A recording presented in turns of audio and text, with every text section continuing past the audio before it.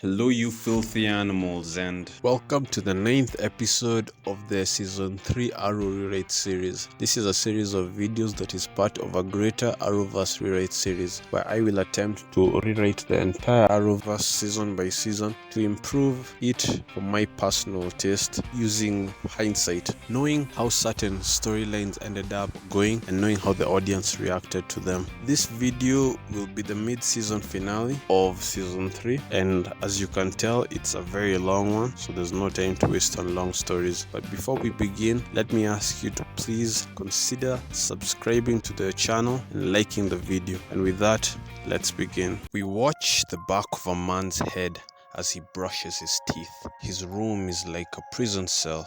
A single bed, a single toilet, single sink. His identity is completely hidden from the audience. When he's done, he will open a single cupboard which contains only two things: a gun and a white bullseye mask. He will wear it and then step out and walk through some corridors, crossing some random individuals, telling the audience that this is a large facility. He will enter a room where dozens of people dressed in standard prison orange uniform are standing talking in groups. We will see a lot of familiar faces, including Deadshot, Huntress, Cupid, Wild Kitten, and the Calculator. When they see him, the room will fall silent. You have all been briefed on our primary objective. Very soon we will step out of the shadows, and when that happens, Target X will make his move. Until then, each of you will be prepped for surgery. Disobedience is death. Wild Kitten will speak up. What's the difference? Death is death no matter who deals it. Facing this guy, it's suicide. The man in the white bullseye mask will stare at Wild Kitten, and we will see Wild Kitten's face reflected in his mask. He will then say, "The difference is Target X will not kill you. He let each of you live, but make no mistake.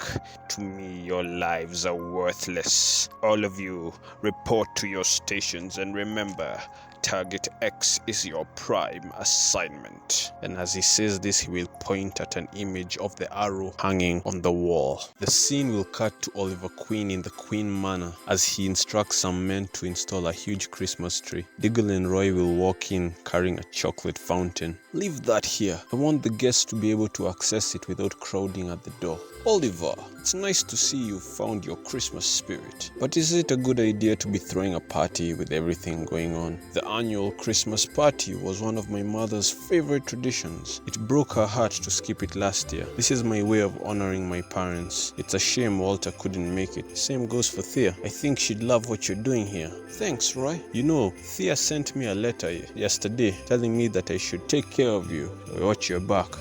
"That's funny. She sent me a similar one about you." "Hey, do you mind making sure none of these guys steal anything?" "Sure, no problem." Then once Oliver and Diggle are alone, Diggle will say, "Listen, Oliver, Argus isn't calling me for any missions, so I'm going in today. I need to find out the truth. It's been long enough. I'll see you tonight at the party, hopefully. Felicity gave me a special flash drive that will copy Waller's entire hard drive, so I don't have to hang around. I'm telling you all this so if you don't see me tonight, you know what happened to me and you can tell my wife. Don't be silly. You'll go in, get what you need, and make it out. When Layla and Baby John come to the party, you'll be with them, and I'll come with you as your backup to make sure that happens." Diggle will look at Oliver and then say, "Thank you, Oliver." Oliver will say, "You don't need to thank me, Dig. Everyone deserves to be with family on Christmas." Cutting to the flashbacks, we will see the Yamashiros enjoying a traditional Chinese Christmas with Oliver, or rather Japanese, because technically they are Japanese, they're just living in Hong Kong. Anyway, Oliver will say, "Thanks for having me here. I can't thank you enough for everything you've done for me." "Don't be silly, Oliver. You're one of us. We take care of each other." She is right. Everyone deserves to be with family on Christmas. When I came here, I lost my old family. I know I made things difficult and we didn't always get along. So thank you for putting up with me. Akio will laugh and say, "Silly Oliver, you already said thank you. Hey Oliver, have you toured Hong Kong? Have you been to the botanical gardens?" Before Oliver can respond, they will hear gunshots. Oliver will draw back his hood as Maceo rushes to the window to take a peek. The door will burst open and China White will step in, followed by a dozen fully armed triad goons. In present day, Diggle is standing outside Waller's office, using Cisco's device to hack the lock. Oliver is in a van outside as the getaway driver, and Felicity is on comms but from home since she wasn't planning to be at the bunker today. Cisco's device will work and Diggle will close the door behind him before anyone sees him and rush to the computer. Wait, I don't know her password. No need. Just connect the flash drive to a port and it'll do the rest. Diggle will follow Felicity's instructions and the drive will unlock Waller's computer and begin the file transfer. Felicity, you're amazing. Don't I know it? Now, depending on how much data needs to be copied, it will take anywhere from 3 to 10 minutes to complete the transfer. As Diggle waits, he will notice a certain application was still on. Out of curiosity, he will click on it and gasp in horror. It's live footage of a woman chained to a seat. She has obvious sign of torture, though at the moment she is alone. Her torturers aren't in the room with her. As he stares at the screen, she will almost sense him watching her, and she will raise her head and look at the camera defiantly. Guys, it's Nissa Al Ghul. She's been here all this time. Wait, what? But if that's true, then that means the man in the White Bullseye mask works for. The alarm will start to go off. They know I'm here, and not a second too soon, the device is done copying the data. Get out of there, Diggle. Diggle will run out and a bunch of security guards with batons will show up, and we will get something we rarely get to see. Solo John Diggle fights him as he attempts to escape Argus. The camera will cut to the rooftop of the opposite building where the man with the White Bullseye mask is watching the whole thing unfold with a pair of binoculars. Diggle will make it all the way to the entrance, but he'll be surrounded by a bunch of guards, all with guns. That's when a van will crash through the doors, confusing everyone. Get in! Diggle will rush in and Oliver will step on the gas as the guards get up and begin shouting, but the van is long gone. We just broke into a government building. Wouldn't be our first time breaking the law. Did you get it? Diggle will show him the flash drive and nod. Suddenly something will land on the rooftop of the van. Before any of them can react, the man with the White Bullseye mask will be staring at them through the windshield. He will punch through the glass and begin to choke Oliver. When Diggle sees this, he will pull out his gun and aim it at him, but before he can shoot, the man with the White Bullseye mask will let go and jump off. Cutting to the flashbacks, China White will force the Yamashiros to sit on one side of a table. Oliver will be on his knees with a gun aimed at his head. China will sit down on one side of the table and say, "Did you really believe we would not find you? You cost me quite a bit of money. Let my family go and you can have your pound of flesh." Is that so, Mr. Yamashiro? I saw how you jumped to save her. She wore a mask then, but I see now it was your beautiful wife behind it. When I saw that, I knew what you are. You're a family man. She will beckon to Akio to sit next to her. He will cower behind his mother, but a triad member will drag him towards China White. Once he's seated next to her, she'll begin to caress the boy's hair and say, "I've always loved family men. They have so much to lose. Please, tell me, what do you want? You stole something from me, something very precious. You need to make things right. Don't hurt my family, and the beta chemical will be yours once more." I certainly hope that's true, but I wasn't talking to you. And she'll turn to face Oliver. After all, it was you who killed the good doctor. It was a clean shot as well. She was dead before her body hit the ground. Thanks. I never miss. China White will scowl in anger and snap her fingers. The man aiming a gun to Oliver's head will hit him on the back of the head with it, causing Oliver to fall to the ground. I may not know who you are, but I know what you are.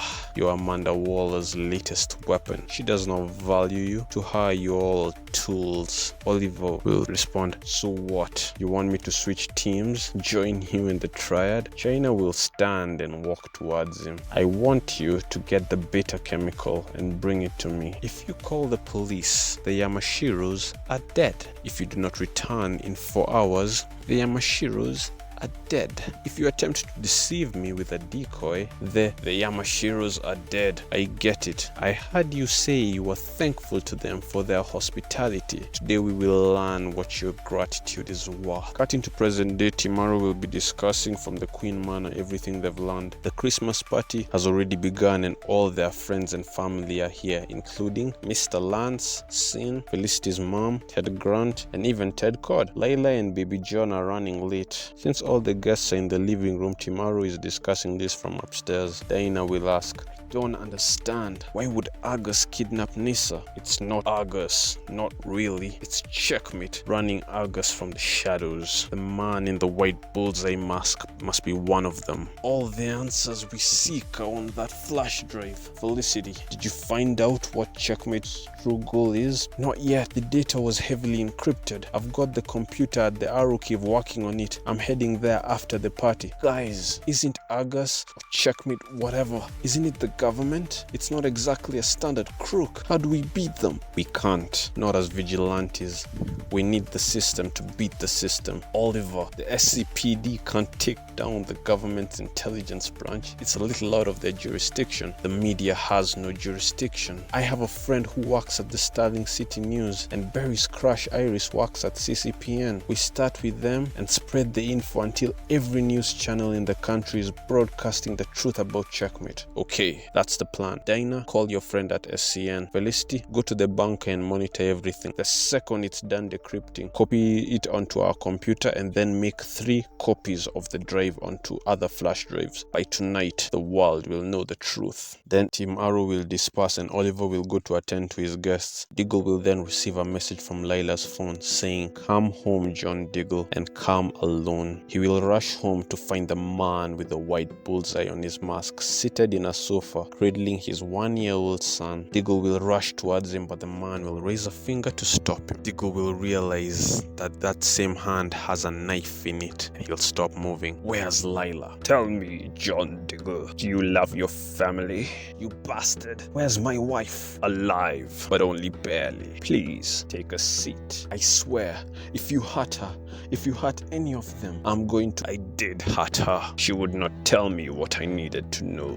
Not at first. As for your son here, why would I hurt one so small and innocent? And yet I will if I must. John Diggle, sit down, I insist." Diggle will relent and sit on a chair opposite the man. "Your wife tells me all you do for family, for the brother who was taken from you. Tell me, John Diggle, why didn't you kill Floyd Lawton and simply avenge your brother?" "Because he had a daughter who was innocent." Innocent, just like your brother's widow, who you failed to protect. "What do you want?" I want to know what kind of man despises his family like this.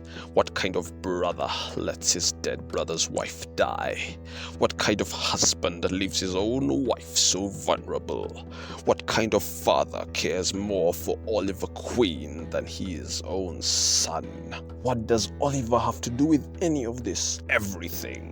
I wonder if I told you right now Oliver Queen started the chain of events that led to Andy Diggle's death. Oliver Queen, who has no innocent daughter to leave behind. Would you be willing to do what is necessary to see justice done? That's just an empty accusation. I thought not. A poor brother indeed. Let us conclude our business here. I did not kill your wife because she is an agent of Argus and of much value to my organization. I will not kill your son because, like you, I do not believe children should suffer for the sins of their fathers. Your life, however, and the lives of all you choose to surround yourself with depends on whether or not you deliver. Bring me the flash drive and all copies Oliver Queen has made. Do this and you may live. Fail, and he throws the baby towards Diggle, who jumps into the air to catch his son before he hits the ground. When he turns around, the man with the white bullseye mask is gone. Cutting to the flashback, Oliver will walk into Checkmate HQ. He will walk past several agents as they go about their business. Some of them will even nod at him in acknowledgement as he passes by. He will pass them all without saying a word until he finds himself face to face with Amanda Waller herself. "Mr. Queen, well, this is unexpected. Wouldn't Wouldn't you rather spend your Christmas at home? I could say the same about you. Don't you have family? Waller will narrow her eyes and say, that's classified. If you excuse me, Oliver, I have business to attend to. Oliver will say to himself once Waller leaves, so do I. He will look at his watch to see an hour and 43 minutes has passed since he left. He will rush to the lab and tell the scientists he needs a moment in the room alone. They will look at each other and then, to Oliver's surprise, they will leave. Oliver will go to the cooler and extract the beta chemical. He will hold it in hand as he considers the ramifications of what he's about to do. On one hand, he holds the beta chemical, on the other, the ticking timer on the Yamashiros' lives. He will then pocket the chemical and walk out of the room, but instead of heading to the exit, he will go to the control room where he will find Waller with a team of agents looking at different monitors. Well, this is a surprise. I did not think you'd still be here. Oliver will walk towards them, pull out the beta chemical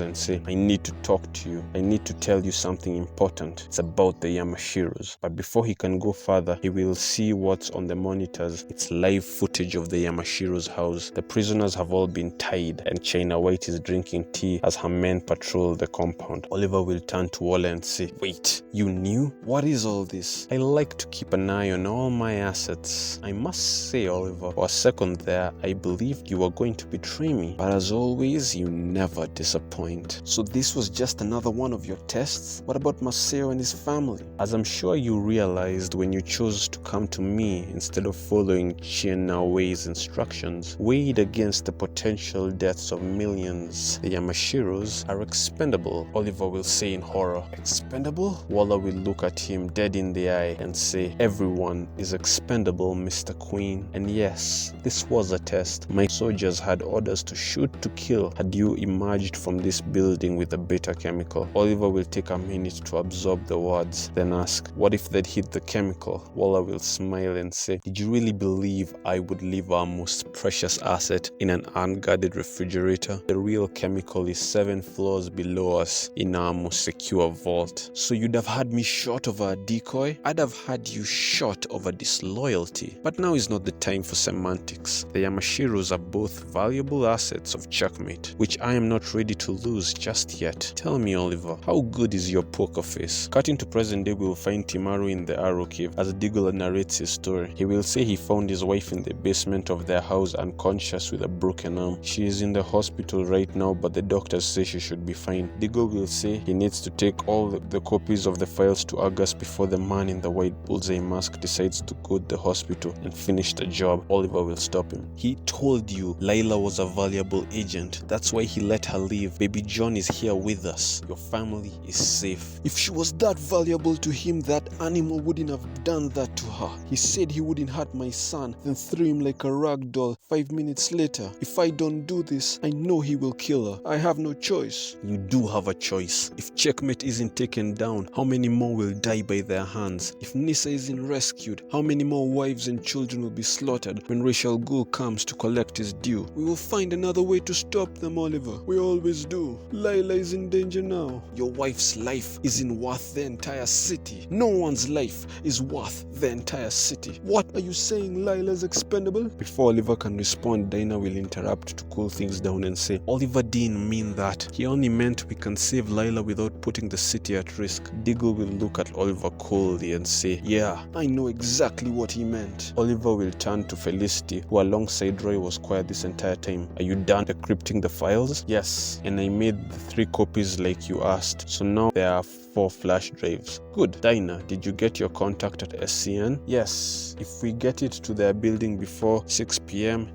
before 7 p.m., he will be able to broadcast the info to SCN's parent company. And by tomorrow morning, it'll be national news. The perfect Christmas gift for the day after Christmas. Don't celebrate yet. I know the lengths Checkmate is willing to go to protect its assets. We can expect resistance on the path to SCN. That's why all 4 of us will take a flash drive. We must also use different paths so our destination remains unclear. Otherwise, they will simply storm the SCN building and shut the place down before any of us get there. We have no way of knowing how many agents Checkmate can and will mobilize. Felicity will monitor us all on comms. Everyone, suit up. The scene will jump to after they're all dressed and on their motorbikes. Side note, I personally never liked Diggle's super suit, so in my rewrite he will be in a regular suit and glasses, like an actual bodyguard. Anyway, let's continue. Arrow will say, remember, the objective is SCN. Do not engage unless absolutely necessary. The four of them will then drive out from the bar garage and make it to the highway unopposed. Then in a scene that mirrors the 7 Potters scene from the Deathly Hallows Part 1, 1 minute they'll be driving through vehicles on the highway, the next they're completely surrounded by almost 50 other motorbikes, all with riders dressed in prison-issued orange jumpsuits. Now, split up and we'll get a bunch of awesome chase scenes as Team Arrow weaves around traffic. The prisoners are all reckless and will crash into cars, causing a few car accidents. First, we will follow Diggle, who will be the first to fall. One of the riders will shoot the tires of his bike, causing him to crash. As he tries to get up from the wreckage, Deadshot will reveal himself to be that rider. He will reach into Diggle's pockets and take out the flash drive, then leave without saying a word. Diggle will yell, Felicity, they know! Felicity, I'm down! Can you hear me? Felicity, say something! It will cut to Felicity's POV, who's yelling desperately as Baby John cries. She is typing on her keyboard desperately but not getting the results she wants. I can't hear you. Guys, can you hear me? We're being hacked. The files were bugged from the beginning. The second I connected them to my computer, they began to call home. They know exactly how many copies we made. Guys, Arrow, Speedy, can any of you hear me? The calculator's voice will fill the comms and say, oh, I'm afraid your friends can't hear you, dear. No one is coming to your rescue. And when he finishes speaking, the computers will begin to smoke. Felicity will look in horror and quickly grab Baby John and run to the elevator before the CPUs blow up. Cutting to Speedy, we will see that the biggest group of prisoners followed him. He will get surrounded and begin firing arrows, taking down quite a few of them before he gets hit by an arrow himself. He will pull it out of his stomach and realize it's a heart-shaped arrow. Before he can process this, someone will ram into him on their own motorbike. It's Wild Kitten. He emerges from the wreckage and begins to fight Speedy. They are evenly matched in terms of skill, but when Speedy is about to overpower him, he will get hit by 2 more arrows in the back, and as he falls to the ground in pain, Wild Kitten will begin punching him in the face till a second rider parks next to him. Stop, you'll kill him. He had his chance, but he will stop punching Speedy and stand up. Cupid will squat next to Speedy and kiss his swollen cheek where he was previously being punched. There, all better. Then she'll take the flash from him and leave him there. Cut to Black Canary, who had the least prisoners on her tail, especially after they got a taste of her canary cry. She will get so close to SCN that she can see the building, and the road ahead of her is clear of all traffic, vehicles and motorbikes alike. But as she draws closer, she will see a single motorbike driving towards her. She will focus up and speed up. As she draws closer, she will see the rider is definitely one of the prisoners. Black Canary will grin and then scream at the prisoner. As the prisoner aims something at her, she will barely see the glint of something metallic flying through the air, cutting through her sound waves before she is blasted off her bike as the arrow pierces her chest. The arrow that hit her is no regular arrow. The force it hit her with was unnatural and it flung her off her motorbike, and once it's lodged in her chest, it will begin electrifying her, making it impossible for her to move. But not a charge so large that it kills her, just one to paralyze her. The prisoner who shot the arrow at her did get hit by her scream, but managed not to crash. She will dust herself off and then walk towards the almost passed out Black Canary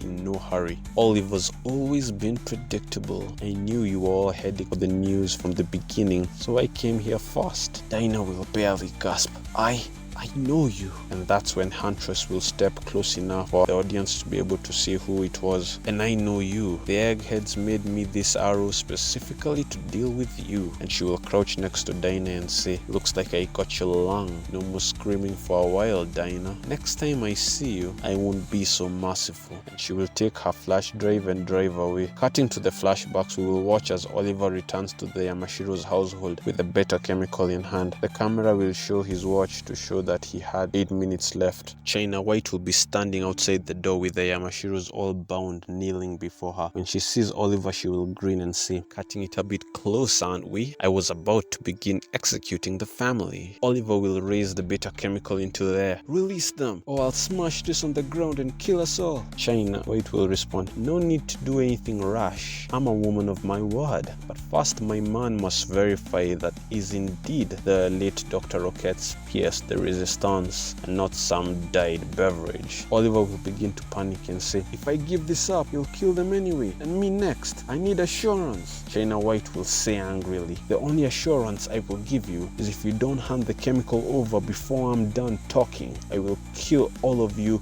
creatively." Starting with, before she can finish making her threat, gunshots will begin to fire, and in a flash a shootout will begin between the Triad and Checkmate agents. Oliver will duck for cover, but the Yamashiros will be caught in the middle of it, and Oliver Won't be able to tell if they're okay. Cutting to present day, the Arrow will be the last one left. He will successfully weave through all his pursuers and will try contacting his team and Felicity, but there's nothing but silence on the comms. He will get to the SCN building and walk in, and it will start to rain as he enters. "Hello, is anyone here?" The Arrow will begin searching every floor, but it will be pretty clear no one is here, just as Oliver had feared would happen. Checkmate realized their plan and emptied out the building.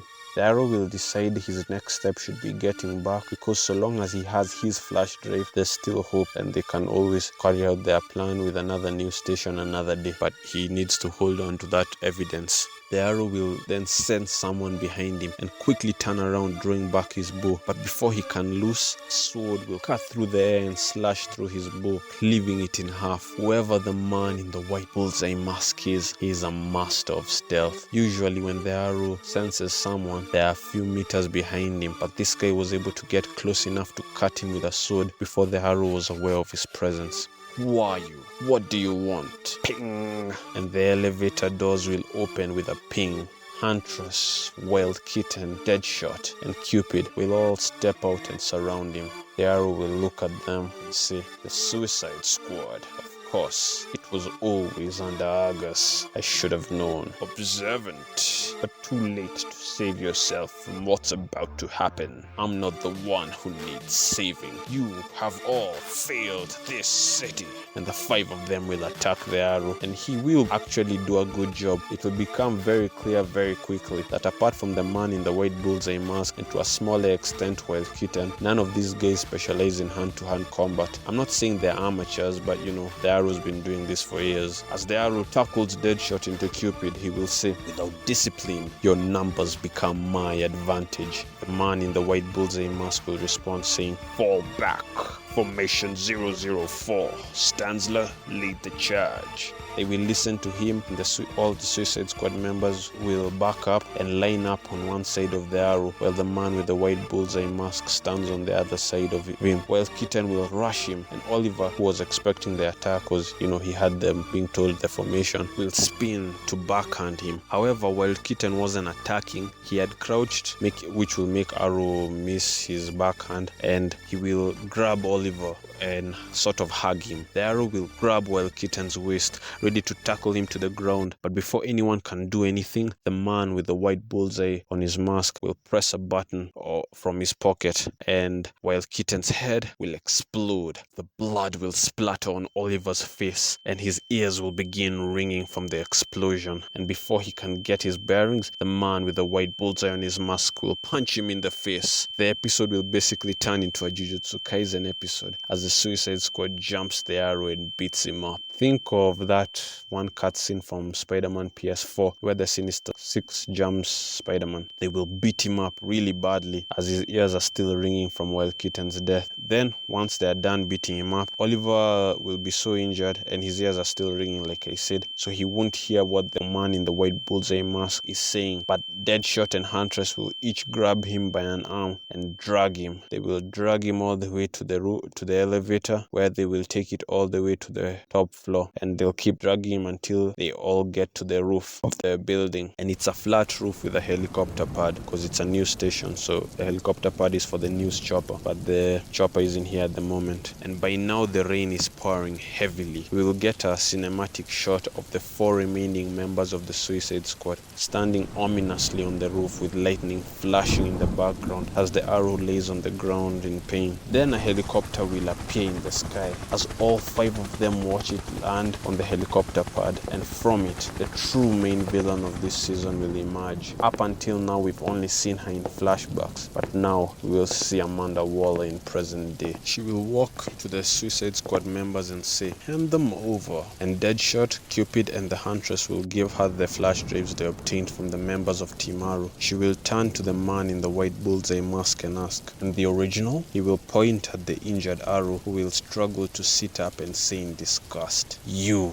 It had to be you. You sound surprised, Mr. Queen. Tell me, did you truly believe that all was forgiven? That Checkmate would not come to collect its dues? You disappoint me, my knight." Arrow will say angrily, "Don't you dare call me that. Never again. Checkmate was destroyed, and its remnants now hide behind Argus like cowards." Is that the conclusion you came to? How disappointing. And here I thought you'd evolved, but I see now you've only regressed. You know, we caught the Yamashiros almost instantly. I was angry then and less efficient. Such a waste of valuable assets. Waller will then take a knee so she's on eye level with the Arrow, and she'll reach into his pocket and retrieve the final flash drive. But you turned into smoke and slipped through my fingers. You were always exceptional. At first I assumed you'd return to Starling City, but you never came. We searched every known location you and your family had connections to. I even had my agents comb through Lee and you for the better part of a year, searching under every rock and tree on that godforsaken island, but no luck. I had concluded you were dead, when all of a sudden, there you were, having returned to Starling City as I always knew you would. And you had changed. You were even more skilled than when you had been under my employ. Tell me, Oliver, did you run to this so-called League of Assassins? And she'll say those last words with such bile. The Arrow will completely ignore her question and ask, "This is between you and me. Why did you never attack or arrest me once you knew where I was? Why did you kidnap Nisa Al Ghul? Why would I need to attack you? I knew you would come to me. It's true, your skills and resources may have grown. As a soldier, I doubt any in the entire US Army could stand against you in hand-to-hand combat.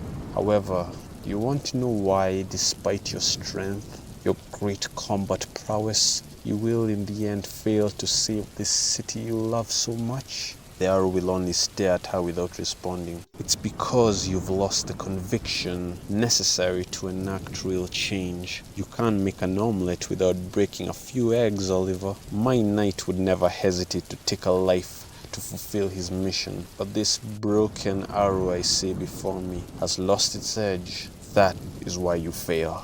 Breaking a few eggs? Like Isaac Stanzler? And he will point at the man in the White Bullseye mask and say, "This animal killed him simply to gain a momentary advantage over me. You think I'd ever let myself become that? Where I'd disregard the people who work with me as if they are nothing?" Waller will now stand and say, I see you've met Agent Onomatopeia. He, more than anyone, understands that plans and resources limited by senseless morality are meaningless in the face of overwhelming power. Miss Al Ghul and her assassins have proven that every time they infiltrated our nation completely undetected by any and all surveillance equipment, by all our intelligence apparatus. Oliver, I told you once before, everyone is expendable. Waller will snap her fingers and the others will begin to leave, heading for the chopper. Arrow will shout at them, "Waller, wait!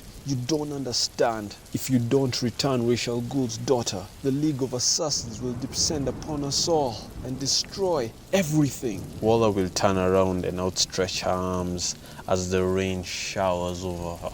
"Let them come. The balance of power in our world has shifted. Very soon, the laws of life and death will hold no dominion over me. You still have a part to play play in all this, and it is for that reason, and that reason alone, that I allow you to live. She will begin walking away and then add, oh, and you were wrong about Checkmate. We aren't hiding within Argus. Checkmate is Argus and has been from the very beginning. She will then board the helicopter and it will begin to rise. Waller will then turn around to the injured Arrow and yell back at him over the sound of helicopter blades rotating. Do not stand in my way, Oliver. You can't change what's about to happen. No one can. And the helicopter will fly into the storm clouds, vanishing, leaving the Arrow alone on the roof as the rain pours on. We cut to the flashbacks where Oliver is staring through a glass window at a hospital patient who's asleep in the emergency room, resting after an operation.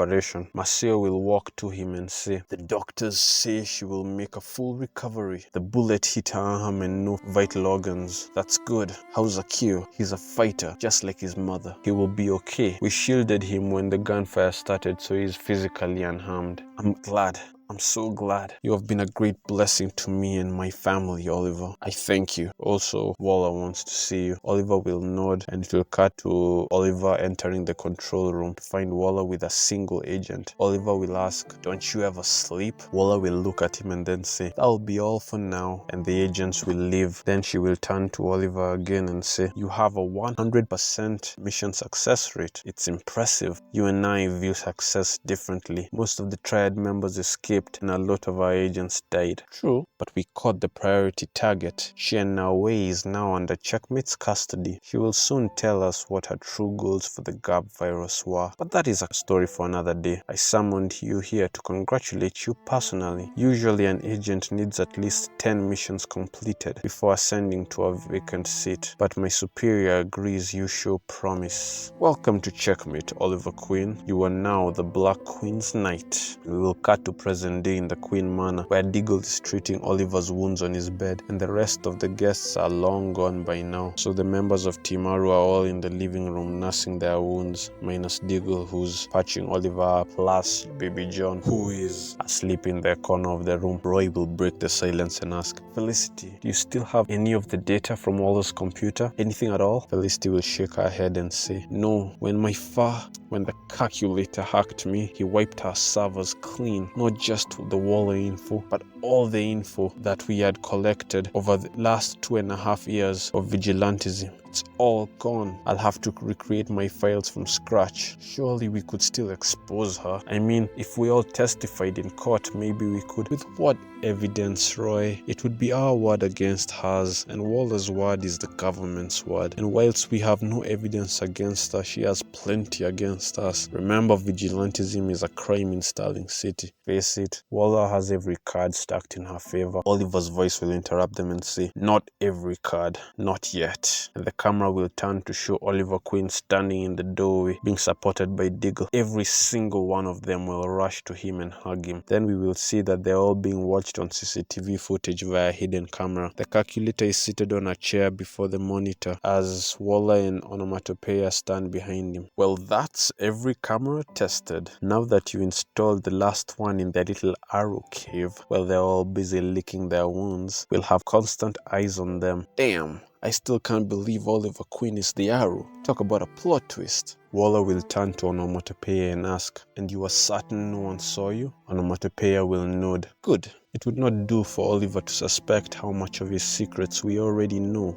We almost have everything we need from Prisoner 96. Soon my knight will join the board for me once more. Onomatopoeia will ask, about that, won't he resist? Despite the noose you already have around his neck, when Oliver Queen learns the scale of destruction necessary to achieve our final objective, are you sure he'll still comply? Waller will respond, Oliver, resist me?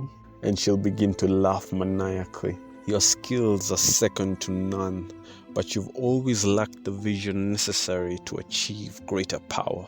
The kind of power that separates the mundane from the exceptional. Oliver Queen understands this because he thinks like me. And should he resist, as they all do at first, will remind him just how much he has to lose. You're dismissed. Waller will turn her back to him, but Onomatopoeia won't leave immediately. He will stare into the monitor, and we will see Oliver and his friends reflected on his White Bullseye mask. He will then leave, and it will cut back to the Queen Manor. Diggle will ask Oliver, what else did Waller reveal? Why do all this? And Oliver will respond, I don't know, John, but everything Waller does benefits her somehow. It was all right in front of us, and I just couldn't see it. Of course it would be Waller. Who else has such blatant disregard for human life? Dinah will say, don't blame yourself, Ollie. None of us knew. And Felicity will say, Oliver, what did Waller mean when she called you her knight? Oliver will look down in shame and say, I was a broken man when I first joined Checkmate 5 years ago. I had lost everything and everyone I had on the island. I'd even lost my purpose.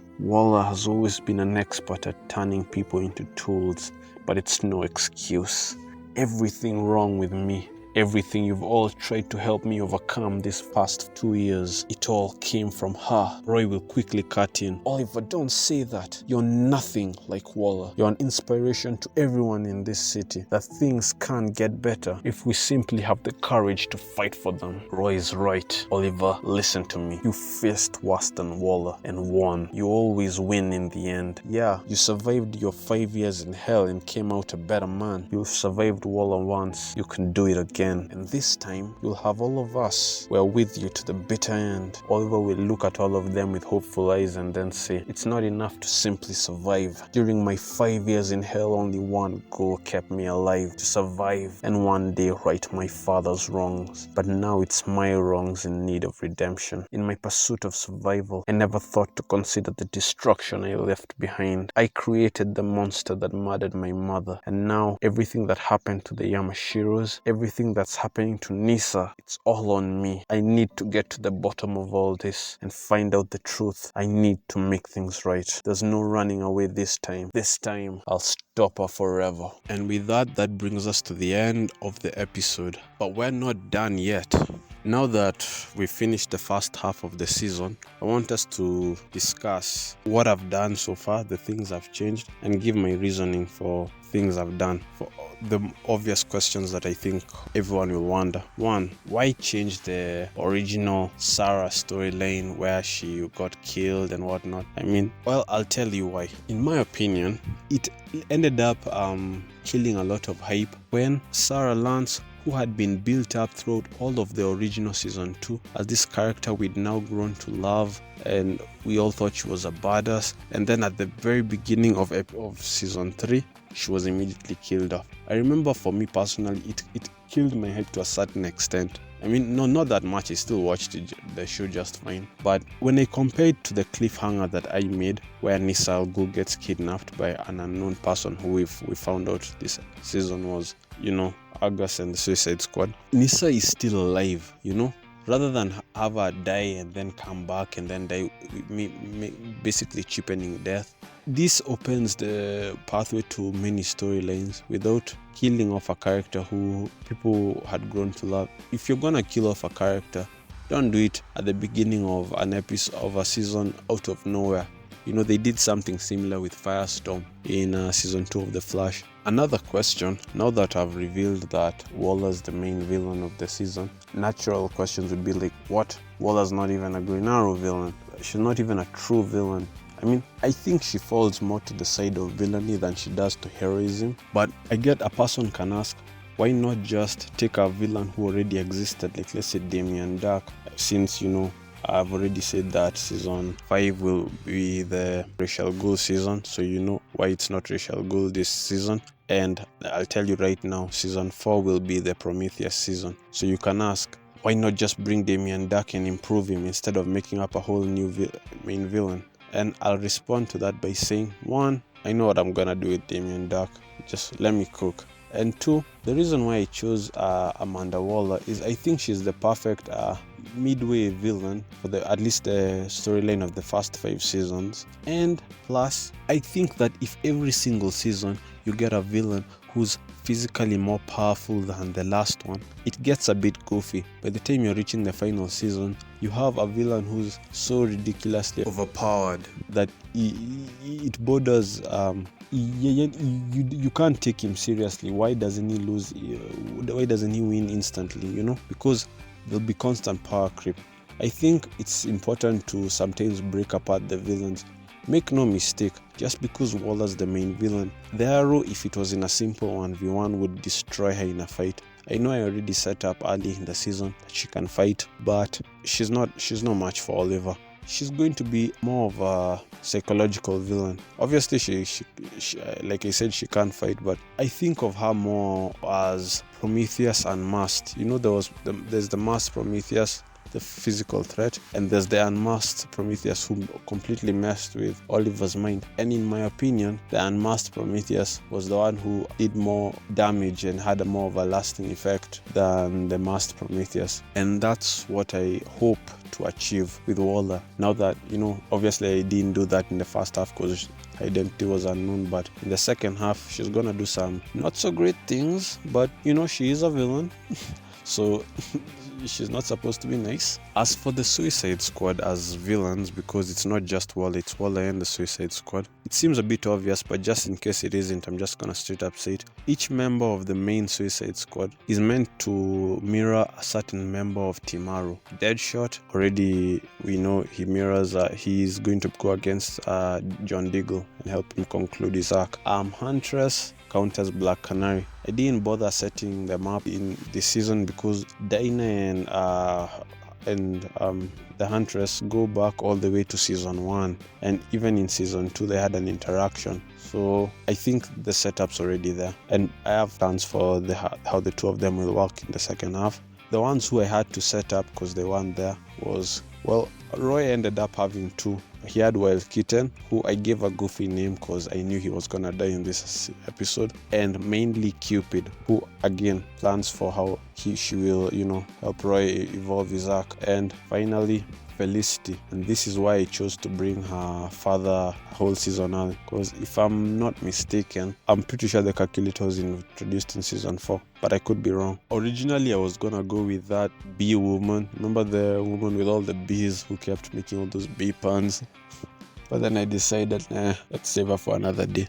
I don't think she has the potential to really challenge someone. She's more of a villain of the week kind of character, you know what I'm saying? So I'm not gonna obviously go into huge spoilers, but that's the general vibe of where I'm going with this season. And as for which member counters Oliver, well, you'll have to wait and find out more about the mysterious onomatopoeia. Or I don't know, maybe I've given out too much and it's a bit obvious who's behind that mask. Plus, obviously, Waller herself also is another counter for Oliver. He gets 2 because he's the main character. One more change that I made, which wasn't necessarily linked to this season, but it's to do with Laurel, so I may as well mention it now, is one thing I never liked about Laurel as the Black Canary, or 2 things, is one, that goofy device that Cisco made for her to scream. Every time she'd use it, she's screaming, but there are no sound waves, so she's just Kitty Cassidy doing that screaming effect, and it looked so goofy. I never liked it, and I still don't like it to this day. So that's why I made a point of, in season 2, I just made her meta-human because it was that easy. I don't know why they didn't do it in the original, whatever. And 2, another thing is, let me tell you a little story of